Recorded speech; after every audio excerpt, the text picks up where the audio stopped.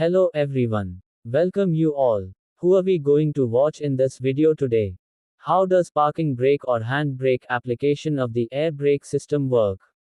Here you are seeing the circuit is parking brake application circuit. I am going to tell you here how the parking brake works. If you look at where that air comes from, there is a unit called the air intake system. That unit comes intake air from the atmosphere, that is, the air in the atmosphere, comes in, takes it in, purifies it and sends it to the engine. In between, we put a pipe and send that air to the compressor. That is, air intake gives air to the compressor from the outlet pipe. The air coming from the air intake pipe is sent directly to the compressor, which compressor delivers pressurized air to the air processing unit called APU. What does this APU do? If you look at the air coming from the compressor, it will have moisture and water content. This APU will dry that air well, moisturize it, and send it to the pure dry air to air tanks and some auxiliary application and handbrake valve or auxiliary air tanks. The air tank will keep sending up to a certain pressure.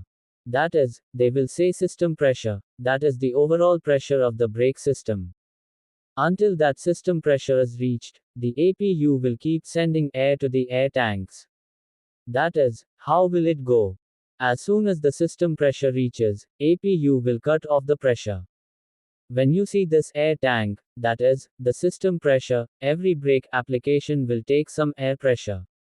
So, the pressure will decrease. When the system pressure decreases, the compressor will always send air to the air tanks and some auxiliary application and handbrake valve or auxiliary air tanks through APU. System pressure always comes with this.